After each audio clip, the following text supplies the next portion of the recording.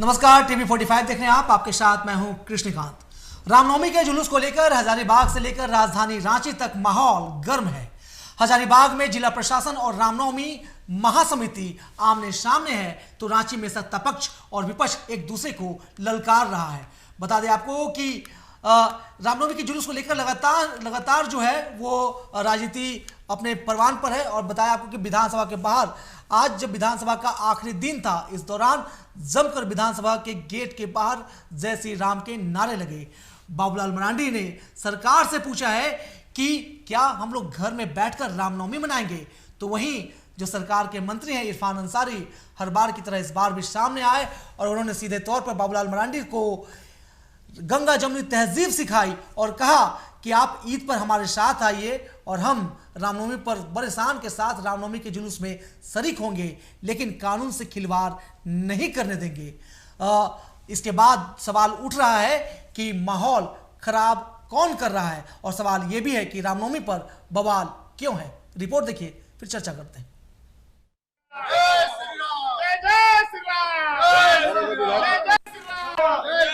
Budget सत्र के अंतिम दिन विधानसभा परिसर में जय श्री राम के नारे इसी तरह गूंजते रहे। हजारीबाग में रामनवमी के मंगला जुलूस और बड़कागांव में महुदी मार्ग पर लगे रोक को लेकर विपक्ष ने विधानसभा में भी सियासी जुलूस निकाला।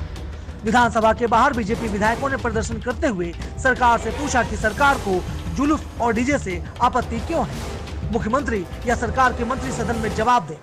लेकिन आप इस प्रकार का प्रचार करके, इस प्रकार लोगों को भड़का करके यहाँ जुलूस मत निकालो, डीजे नहीं बजाओ, ये नहीं करो, वो करो, क्यों भाई? जो वर्षों से चलता रहा उसमें आपको आपत्ति क्यों है? पिक्चर में नेता प्रतिपक्ष बाबूलाल मरांडी भी नजर आए।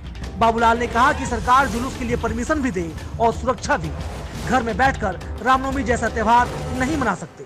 और जो भी लोग अगर सार्वजनिक रास्ता में अवरोध कर रहे हैं उनके ऊपर सरकार को कार्रवाई करनी चाहिए। ऐसा नहीं चल सकता है कि भाई सार्वजनिक पथ है और सार्वजनिक पथों पर ही अगर लोगों की आना जाना, लोगों की उत्सव मनाना अगर प्रतिबंधित होगा तो कोई भी उत्सव घर में तो बंद होकर के नहीं मनाया जाता है। सरकार की तरफ से मंत्री इरफान अंसारी ने सबको गंगा जमुनी तहजीब का पाठ पढ़ाते हुए बाबूलाल को ईद में शामिल होने का न्योता दिया।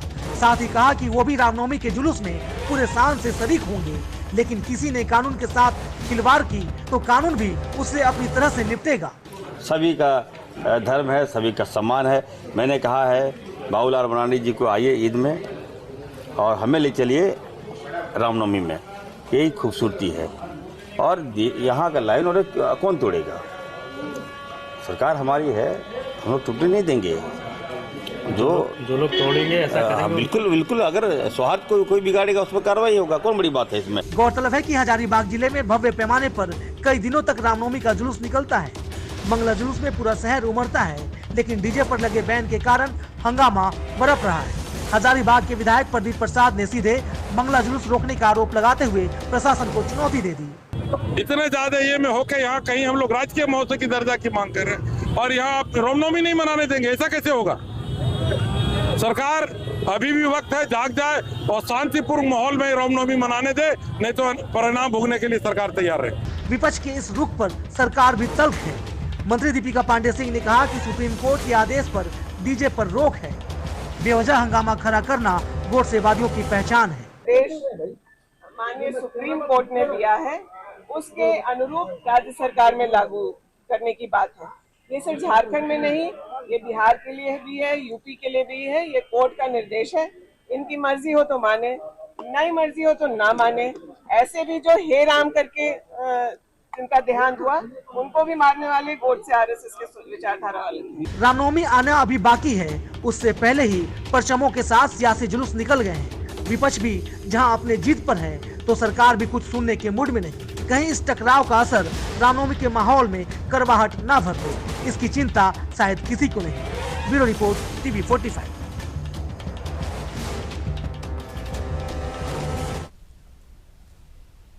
जी हाँ, तो रामनवमी का त्योहार सामने है और इसे लेकर रामनवमी में हम देखते हैं कि किस तरह अखाड़े निकलते हैं, अखाड़ों में पूरा शहर शरीक होता है। जब जुलूस और हजारीबाग की बात हो तो हजारीबाग की भव्यता अपने आप में पूरी दुनिया जानती है और कहीं ना कहीं हजारीबाग में रामनवमी का त्यौहार जो है वो बहुत धूमधाम से मनाया जाता है और अरसे से हजारीबाग के रामनवमी त्यौहार को राजकीय महोत्सव का दर्जा देने की मांग भी हो रही है। लेकिन इसका दूसरा पक्ष यह है कि इस पर अब जमकर राजनीति हो रही है। हजारीबाग में रामनवमी के जुलूस को लेकर दो मोर्चों पर जमकर राजनीति है। एक तरफ हजारीबाग शहर में रामनवमी के जुलूस के दौरान डीजे की मांग की जा रही है, जबकि प्रशासन ने रामनवमी के जुलूस में डीजे पर पूरी तरह से रोक लगा दिया है और प्रशासन और सरकार इस आदेश को लेकर सुप्रीम कोर्ट के आदेश का हवाला दे रही है। और सरकार की तरफ से यह भी कहा जा रहा है कि यह आदेश जो है देश के कई राज्यों में लागू है। पड़ोसी राज्य बिहार से लेकर यूपी तक में सुप्रीम कोर्ट के आदेशों पर रामनवमी के जुलूस के दौरान जो है वो डीजे पर पाबंदी है। एक दूसरा पक्ष हजारीबाग जिले के बड़कागांव के महोदी मार्ग को लेकर है, जहां तकरीबन 4 दशकों से महोदी मार्ग पर रामनवमी के जुलूस को लेकर प्रतिबंध या रोक लगा हुआ है, क्योंकि 1984 में वहां एक बवाल खड़ा हुआ था। आखिर रामनवमी के दौरान बवाल की आशंका क्यों है और उस बवाल से पहले सियासी बवाल क्यों हो रहा है, इसका एक विश्लेषण कर लेते हैं। एक ग्राफिक्स रिपोर्ट हम आपको दिखाते हैं, इसके जरिए समझते हैं कि आखिर रामनवमी को लेकर इतना बवेला क्यों मचा हुआ है। रिपोर्ट पर गौर करते हैं। बाग में सालों से रामनवमी पर भव्य और विशाल जुलूस निकलता है और इस जुलूस में पूरा शहर शरीक होता है, शामिल होता है और पूरे शहर में 100 से 124 तक रामनवमी के अखाड़े निकलते हैं। ये बड़ी बात आप नोट कर लीजिए, क्योंकि हजारीबाग में की रामनवमी उत्सव का अपना बड़ा जिक्र होता है। हाल में शहर के रामनवमी महोत्सव को राजकीय महोत्सव के दर्जे की मांग भी शुरू हुई है, इसे लेकर वहां के विधायक भी मुखर रहे हैं। रामनवमी के दौरान हर मंगलवार को विशाल मंगला जुलूस निकलता है और इस जुलूस में हजारों की संख्या में लोग शामिल होते हैं। मंगला जुलूस में हजारों की भीड़ उमड़ती है और इस दौरान इस भीड़ को लेकर लॉ एंड ऑर्डर की व्यवस्था देखना प्रशासन की जिम्मा होती है। प्रशासन ने सुप्रीम कोर्ट का हवाला देते हुए जुलूस के दौरान डीजे पर रोक लगा रखी है, यानी कि डीजे पर पूरी तरह से रोक है। 17 मार्च को भी मंगला जुलूस के दौरान प्रशासन ने जुलूस से डीजे खुलवाया, जिसे लेकर विरोध भी सामने नजर आया, जिसे लेकर रामनवमी महासमिति और हिंदू संगठन आग बबूला है। और कहीं ना कहीं पूरे मामले को लेकर जो जिला प्रशासन विवाद को लेकर रामनवमी महासमिति और जिला प्रशासन आमने सामने दिख रहा है। जिला प्रशासन बार बार सुप्रीम कोर्ट के आदेश का हवाला दे रहा है, लेकिन जो संगठन है वो सुनने को तैयार नहीं। स्थानीय बीजेपी विधायक प्रदीप प्रसाद ने भी हिंदुओं के साथ भेदभाव का आरोप प्रशासन और सरकार पर लगाया है। विधायक प्रदीप प्रसाद ने रामनवमी के जुलूस को लेकर अभी से ही सरकार को खुली चुनौती दे दी है। जिला प्रशासन की ओर से 16 मार्च को शांति समिति की बैठक की गई थी और जिला शांति समिति की इस बैठक में तमाम पक्षों को साथ लेकर एक विश्वास का पुल बनाने की कोशिश की गई। बैठक में डीजे को लेकर साफ तौर पर सुप्रीम कोर्ट के आदेश से रूबरू करवाया गया और उसके अनुपालन की हिदायत दी गई। इसके बावजूद हिंदूवादी संगठन डीजे के साथ जुलूस निकालने पर अब भी अरे हुए हैं और इसी को लेकर माहौल गर्माता जा रहा है। हजारीबाग जिले के बड़कागांव में भी सालों से एक विवाद चला आ रहा है। जी हाँ, उस महोदी गांव को लेकर हम बताएंगे आपको। महोदी मार्ग को लेकर दशकों से चला आ रहा विवाद रामनवमी पर हर साल यहां फिर से जिंदा हो जाता है। बताया आपको कि 1984 तक महोदी मार्ग से रामनवमी का जुलूस गुजरता था। नोट कीजिए, 1984 तक महोदी मार्ग से रामनवमी का जुलूस गुजरता था। महोदी मार्ग से होते हुए हरली में सभी जुलूसों का समागम होता था। जुलूस यहां मिलते थे और मेला जैसा माहौल होता था। 1984 में रामनवमी के जुलूस में हिंसा हुई और 2 लोगों की जान चली गई और इसके बाद जो है प्रशासन ने एहतियातन तनाव बढ़ने के बाद रामनवमी जुलूस के लिए महोदी मार्ग पर रोक लगा दी गई और उसके बाद से लगातार अब तक वहां रोक है। फिर बात करें आपको कि इसके बाद लगातार तब से अब तक वहां पर जो है वो रोक कायम है और हम देखते हैं कि हालांकि 2024 में महोदी मार्ग से रामनवमी का अष्टमी जुलूस गुजरा था और जुलूस के गुजरने के बाद जब जुलूस वापस लौट रहा था, लेकिन वापसी के दौरान जमकर पथराव और हिंसा हुई थी। इसके साथ माहौल जब गरमाया तो पथराव से एसडीओ, बीडीओ, सीओ समेत 4 गाड़ी क्षतिग्रस्त हो गई। कुछ लोग घायल भी हुए और इसके बाद बवाल और विरोध लगातार बढ़ा। पुलिस ने पूरे इलाके को पुलिस छावनी में तब्दील कर दिया था, जिसके बाद फिर राजनीति भी हुई और पूरे मामले पर जमकर राजनीति हुई। बीजेपी के कई बड़े नेताओं ने वहां का दौरा किया और इस दौरान फिर माहौल गर्माता गया और बड़ा होता गया। हजारीबाग में हमने बताया किस तरह ये पूरा बैकग्राउंड है कि हजारीबाग मुख्य शहर और हजारीबाग के बड़कागांव के महोदी मार्ग को लेकर जो विवाद होता रहा है, इसका बैकग्राउंड हमने आपको आसान भाषा में समझाने की कोशिश की है।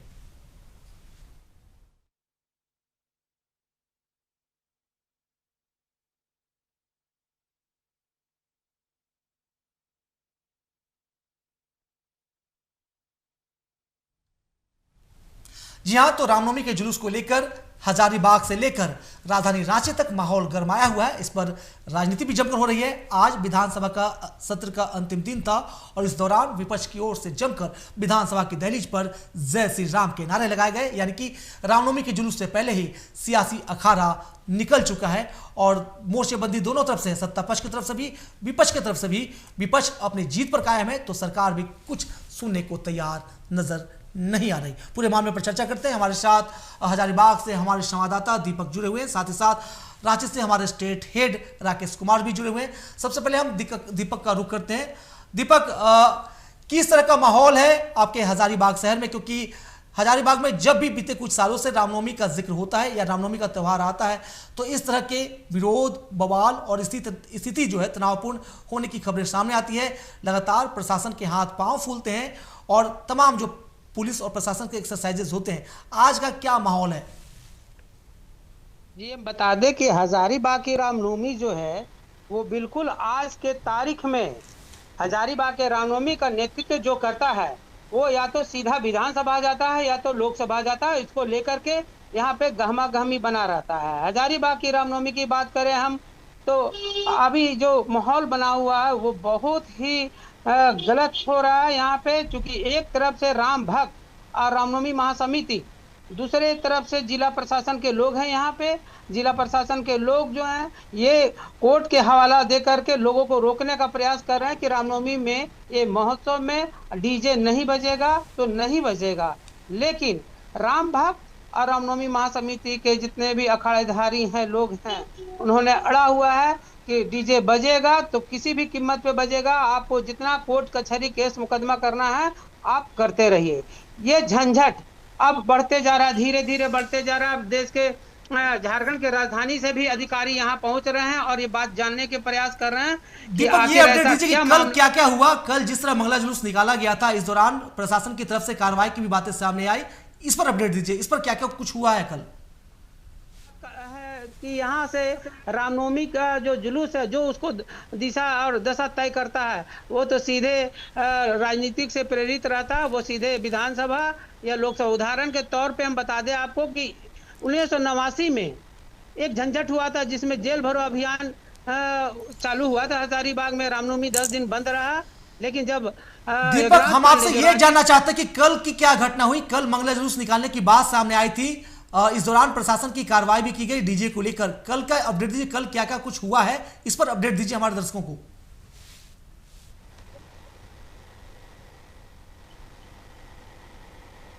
चलिए, हम अपने सहयोगी स्टेट हेड राकेश जी का रुख करते हैं। दीपक जी से फिर हम जुड़ने की कोशिश करेंगे। राकेश जी, पूरे मामले पर आपने देखा कि किस तरह से हजारीबाग में, एक तरफ हजारीबाग में पूरे मामले पर बवाल हो रहा है, आम लोगों की भावना एक तरफ है, दूसरी तरफ प्रशासन की अपनी चुनौतियां हैं और कहीं ना कहीं प्रशासन सुप्रीम कोर्ट के आदेश का हवाला देकर अपना एक्सरसाइज करता हुआ दिख रहा है।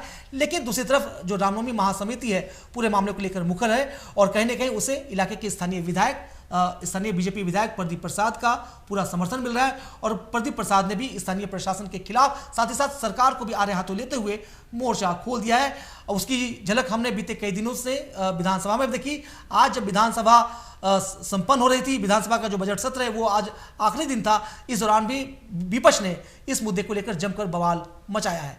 अब पूरे मामले को लेकर आप किस तरह देख रहे हैं कि क्या हमारा जो पॉलिटिकल सिस्टम है, क्या इस पूरे मामले को लेकर वो भी टकराव की स्थिति में रहेगा या फिर कहीं ना कहीं बीच का कोई रास्ता निकालने की कोशिश करेगा ताकि माहौल जो है रामनवमी को लेकर जो माहौल है एक सौहार्दपूर्ण माहौल बने और त्यौहार अपने पूरे उत्साह के साथ संपन्न हो? राकेश जी,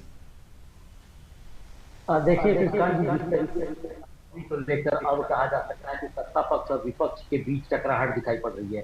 साफ तौर पे देखा जा रहा है कि आज सदन के बाहर जिस तरीके से बीजेपी के तमाम विधायकों ने सख्ती लेकर के विरोध किया कि डीजे बजाने नहीं दिए जाने के बाद से कहीं न कहीं वो विरोध प्रदर्शन भी कर रहे हैं और साथ साथ ये कह रहे हैं कि डीजे किसी भी हालत में बजेगा, चाहे इसके लिए कुछ भी हो, किसी तरह का कोई कानून अगर किया जाता है कानूनी कार्रवाई तो उसको भी वो सहने को तैयार है।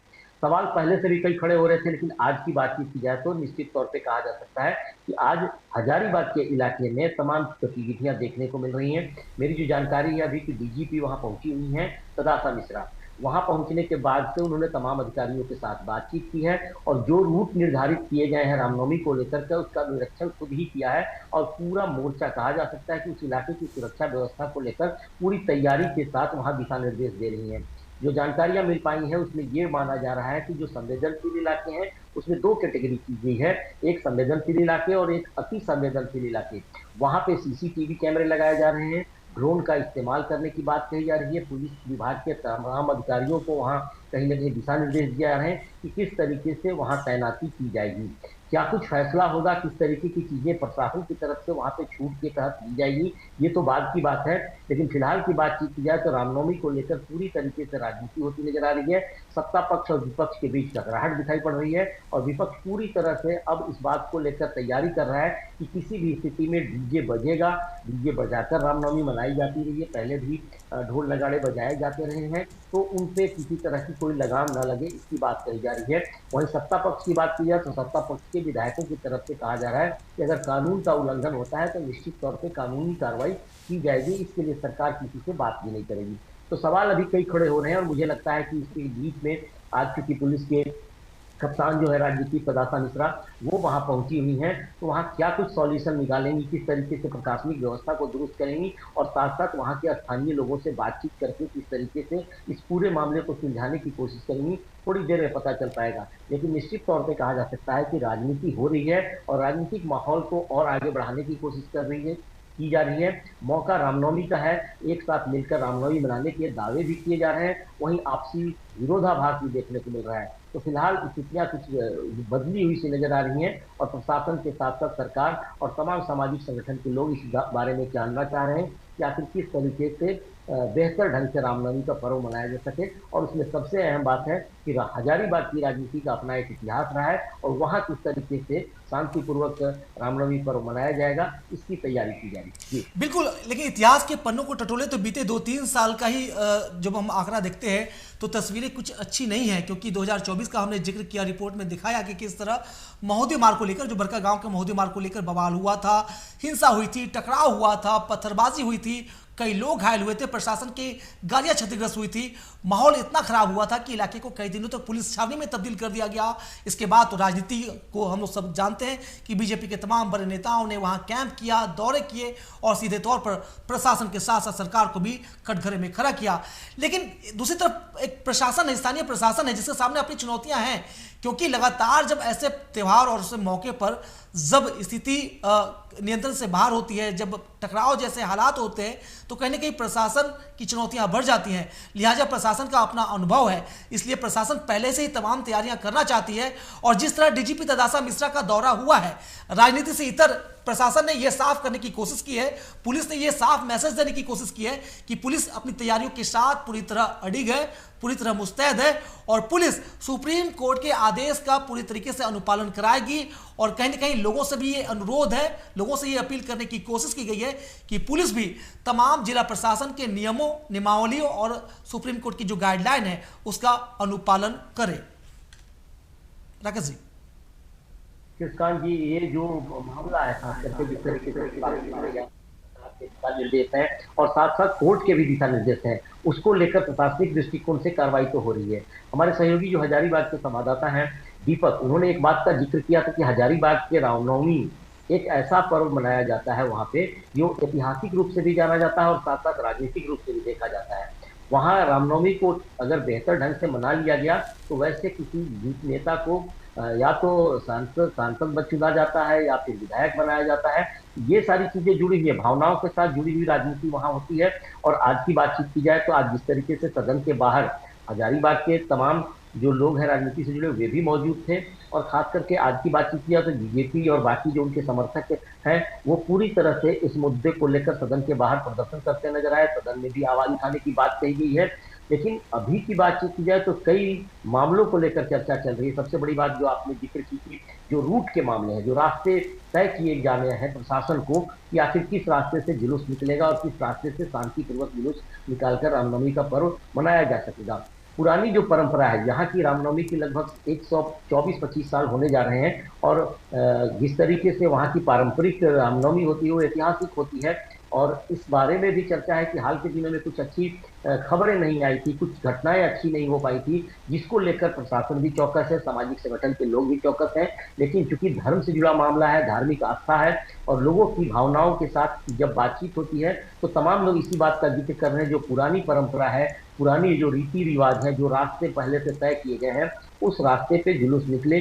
डीजे को लेकर भी बड़ी लंबी चर्चा हो रही है। हालांकि मेरी जानकारी ये भी आई है कि कई जगहों से डीजे खोल लिए जा रहे हैं और उस पर रोक लगाने की कोशिश की जा रही है। ये सारी मामले पूरी तरह से कहा जा सकता है कि रामनवमी में प्रशासनिक दृष्टिकोण से सत्ता पक्ष और विपक्ष के बीच में आपसी तकरार की ओर जा रही है। और अभी जिस तरीके से प्रदर्शन हो रहे हैं, विरोध हो रहे हैं, कई जगहों पर ये भी बोला जा रहा है कि अगर रामनवमी में किसी तरह की प्रशासन की तरफ से अड़चन डाली गई तो सड़कों पर उतरकर भी लोग हंगामा करेंगे, बातचीत करेंगे और विरोध दर्ज कराने की कोशिश करेंगे। तो फिलहाल इसे इंतजार करना चाहिए कि प्रशासन आज देर शाम तक क्या कुछ कर पाता है, क्योंकि डीजीपी वहां मौजूद है और हो सकता है कि तमाम दिशा निर्देश के बाद से आपसी सहमति के साथ लोगों के साथ बातचीत करके सामाजिक सौहार्द के बीच किस तरीके से रामनवमी मनाया जा सकता है, इस पर कोई बड़ा फैसला ले सकें। तो मुझे लगता है कि 1 आध घंटे के अंदर कुछ और भी खबरें आएंगी जिसको लेकर आगे की रणनीति पता चल पाएगी। बिल्कुल राकेश जी, आप हमारे साथ बने रहे। हमारे साथ हमारे सहयोगी सूरज भी जुड़ चुके हैं। सूरज, आप विधानसभा की गलियारों पर आपकी पैनी नजर होती है।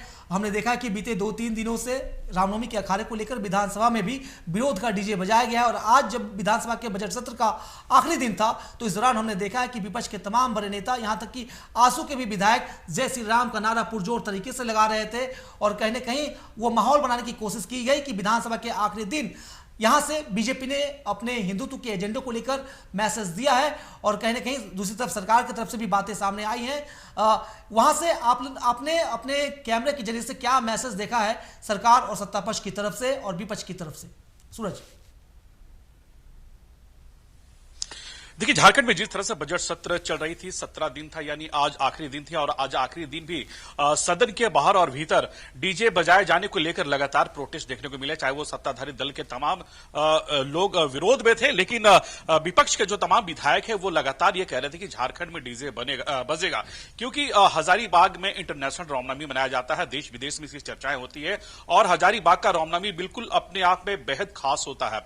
और आपने देखा कि हर साल जब वहां पर झांकियां निकाली जाती है तो विभिन्न रंग रूप में लोग वहां पे दिखाई देते हैं। हालांकि प्रशासन की पूरी तरह से मुस्तैदी होती है, लेकिन कुछ ऐसे जो डोर होते हैं, कुछ ऐसे रास्ते होते हैं जो लगातार वो रास्ता विवादों में आया है, चाहे वो मोदी की बात कर ले या फिर हजारीबाग के अन्य रास्तों की बात कर, लगातार उस रास्ते में विरोध हुए हैं, पत्थरबाजी हुए हैं, प्रशासन घायल हुए हैं, आम लोग घायल हुए हैं, जो भक्त है वो भी घायल हुए हैं। तो इस तरह का जो माहौल है लगातार हजारीबाग में देखने को मिले हैं, लेकिन यह माहौल दोबारा ना हो, इसे लेकर लगातार सदन के बाहर आपने देखा कि सत्ताधारी दल के मंत्री हो, इरफान अंसारी हो या फिर अन्य मंत्री हो, लगातार वो कह रहे कि ये सुप्रीम कोर्ट का हवाला देते हुए उन्होंने साफ कहा, हाईकोर्ट का हवाला देते हुए उन्होंने साफ कहा कि डीजे 10 बजे के बाद नहीं बजेगा, यानी आप सुबह 6 से लेकर रात 10 तक बजा सकते हैं, लेकिन 10 बजे के बाद आप डीजे नहीं बजा सकते, ये परमिशन नहीं है। और इसी बात को लेकर सदन के बाहर सत्ता पक्ष और विपक्ष के बीच लगातार कई दिनों से टकराव देखने को मिले। हाथों में तख्तियां लेकर विपक्ष के जो तमाम जो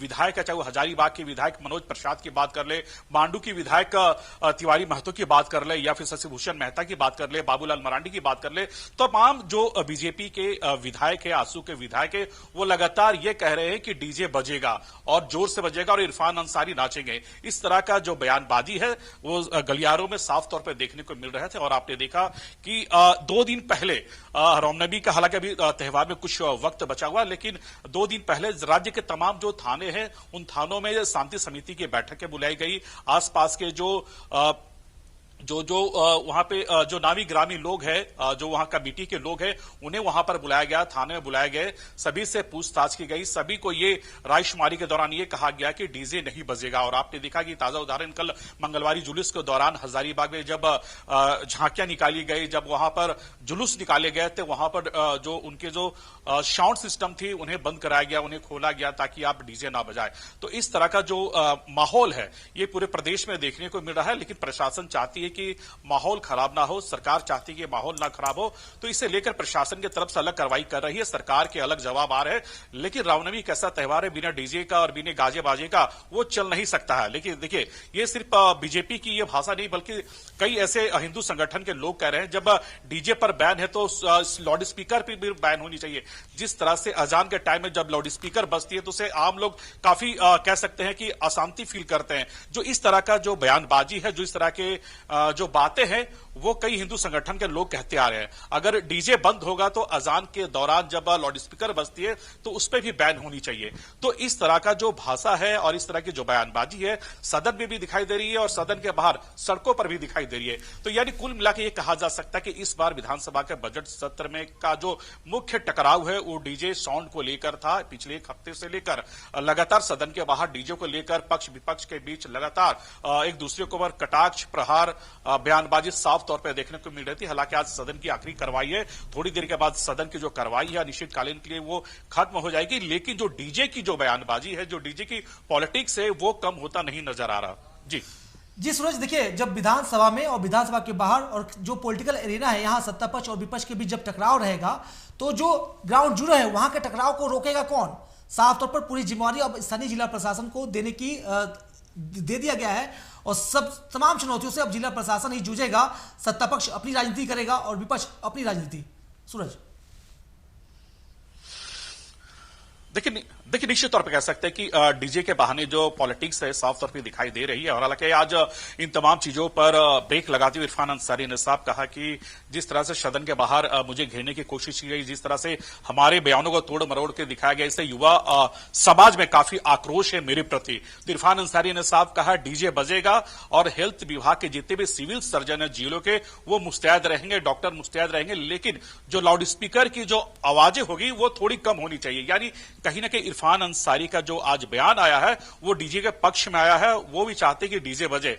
लेकिन देखिए, कई तरह के इसमें अगर पहलुओं की बात करें तो डीजे को लेकर जो बयानबाजी है हाल के दिनों में, ये पिछले 2 से 3 सालों के बीच में ही ये देखने को मिल रहा है। हालांकि जिस तरह से 2024 की अगर हम बात कर ले तो बड़का गांव का इलाका है महुदी, वो पिछले 1984 से लगातार वहां पर झांकियां निकाली जा रही है। और एक मार्ग अगर महुदी की बात करें तो लगातार उस मार्ग में विवाद हुआ है। 2024 में भी आपने देखा कि जब रामनवमी का जुलूस से जब लोग वहां से लौट रहे थे तो महुदी का जो इलाका है वहां पर पत्थर बरसाए गए थे, पत्थरबाजी हुई थी। और उस पथराव में जो वहां के सीओ है, एसडीओ है, बीडीओ है समेत कई लोग घायल हुए थे। उसके बाद लगातार जो प्रशासन के जो आला अधिकारी वो वहां पर कैंप कर रहे थे, जो वहां के सांसद थे वो कैंप कर रहे थे, विधायक कैंप कर रहे थे। तो इस तरह का जो माहौल है हजारीबाग जिले में खासकर दिखाई देती है। हालांकि ऐसे कई जिले हैं, वो भी जिले प्रभावित है, लेकिन थोड़ी मोड़ी वहां पर इस तरह की जो घटनाक्रम वो नजर आती है। लेकिन हजारीबाग का जो बड़का गांव है, इस इलाके में लगातार इस तरह की जो घटनाएं हैं वो साफ तौर पर देखने को मिलती है। और आपने देखा कि 2024 का जो हमने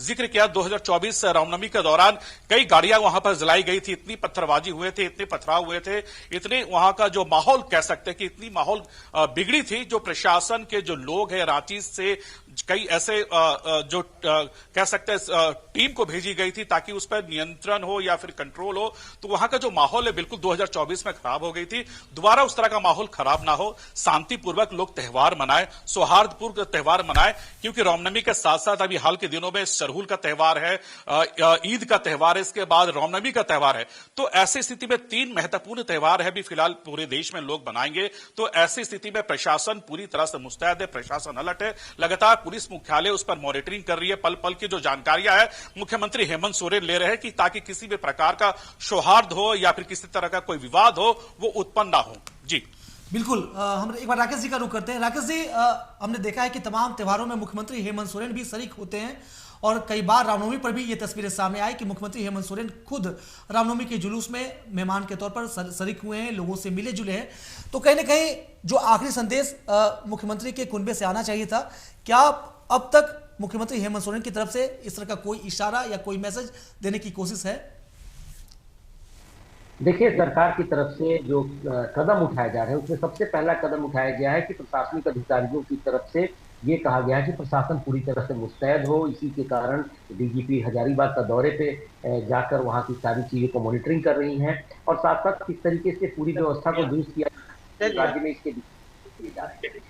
दूसरी बात ये कही जा सकती है कि राजनीतिक दृष्टिकोण से आरोप प्रत्यारोप तो जरूर लगाए जा रहे हैं, लेकिन आज की बातचीत की जाए तो दो पक्ष बातें सामने आई। जैसा कि हमारे सहयोगी सूरज ने भी कहा कि इरफान अंसारी का बयान भी आया कि डीजे बजे लेकिन आवाज इतनी नहीं होनी चाहिए। तीसरी बात ये कानूनी दृष्टिकोण से जो बातचीत आ रही है, सदन के अंदर राधा कृष्ण किशोर की तरफ से इस मुद्दे पे जवाब दिया गया, जिसमें साफ तौर पे कहा गया कि सुप्रीम कोर्ट का जो आदेश है कि रात 10 बजे के बाद से सुबह 6 बजे तक डीजे नहीं बजाया जाएगा, तो इसका भी पालन किया जाएगा और इस पर कहीं भी किसी तरह की कोई छूट नहीं दी जा सकती है, क्योंकि कानूनी रूप से ये कहीं ना कहीं अड़चन डाल सकती है। तो सारी चीजों को लेकर बातचीत की जा रही है और कोशिश की जा रही है कि रामनवमी का पर्व बेहतर ढंग से मनाया जा सके। इसके साथ साथ अन्य जो पर्व त्योहार हैं उसको भी सौहार्दपूर्ण स्थिति से आगे बढ़ाने की कोशिश की जा सके। फिलहाल मुझे लगता है कि प्रशासनिक दृष्टिकोण से सरकार के लोग और साथ साथ कहा जा सकता है कि सामाजिक संगठन या जिस तरीके से धार्मिक आस्था से जुड़े लोग हैं, वे लोग सभी मिल बैठकर बातचीत करने की कोशिश करेंगे जरूर, और हो सकता है कि कोई निदान निकाला जाएगा कि बीच का रास्ता क्या निकलता है, और कोशिश की जाएगी कि बेहतर ढंग से तमाम पर्वों को आगे बढ़ाया जा सके, बेहतर ढंग से इसे ठीक ठाक मनाया जा सके और साथ साथ किसी को कोई परेशानी नहीं हो। लेकिन राजनीति भी है, वोट बैंक की भी राजनीति है, साथ साथ सत्ता पक्ष और विपक्ष की भी राजनीति है। तो ऐसे मौके पे सारी चीजें थोड़ा इंतजार के बाद ही समझ में आएगा कि क्या कुछ हो सकता है। क्योंकि पूरे राज्य की बातचीत की जाए तो इस मुद्दे को लेकर चर्चा चल रही है और राज्य सरकार के साथ साथ विपक्ष दोनों ही आपस में टकराते नजर आ रहे हैं। बिल्कुल, बहुत शुक्रिया राकेश जी आपका, सूरज आपका भी और दीपक आपका भी। तो साफ तौर पर जिस तरीके से तलवारें खींची हुई है सत्ता पक्ष विपक्ष में, साथ ही साथ रामनवमी के अखाड़े और जुलूस को लेकर हजारीबाग में भी जो उससे संबंधित जो रामनवमी महासमिति है और दूसरे जो हिंदुवादी संगठन है उनका अपना रुख है, और तीसरी तरफ प्रशासन भी अपनी तैयारियों में जुटा हुआ है, क्योंकि प्रशासन बीते 2 दिनों से लगातार एक्शन कर रहा है। कल जिस तरह से हजारीबाग में उसने मंगला जुलूस से डीजे खुलवाया है, इसे लेकर भी लोगों में विरोध है। लेकिन कहीं ना कहीं जब हम रामनवमी मनाते हैं, रामनवमी यानी कि भगवान मर्यादा पुरुषोत्तम भगवान राम की जयंती मनाते हैं, तो हमें भी, हम सबको मर्यादाओं का भी ख्याल रखना चाहिए। हम इस सिस्टम में रहते हैं, इस व्यवस्था में रहते हैं, तो इस व्यवस्था को बनाए रखने में हम सबका सहयोग करना चाहिए। त्यौहार भी जरूरी है, त्यौहार का उत्साह भी जरूरी है, लेकिन व्यवस्था भी जरूरी है और व्यवस्था को बनाए रखना भी जरूरी है। राजनीति और सियासत को कुछ देर के लिए इससे अलग कर देना चाहिए। हालांकि जिस तरह से मंत्री इरफान अंसारी ने बयान दिया है, उनके बयानों पर भी गौर करना चाहिए। उन्होंने साफ तौर पर कहा है, लोगों की भावनाओं का ख्याल रखते हुए कहा कि डीजे बजे लेकिन आवाज कम हो। साथ ही साथ उन्होंने कौमी भाईचारे की भी संदेश दी, मैसेज दिया। तो साफ तौर पर कहीं ना कहीं सरकार का अपना रुख है, लेकिन तमाम जिम्मेवारी जो है वो प्रशासन पर है, और यही वजह है कि प्रशासन अभी से ही अपने एक्सरसाइज में जुट गया है। फिलहाल आज की इस चर्चा में इतना ही, दीजिए इजाजत, नमस्कार।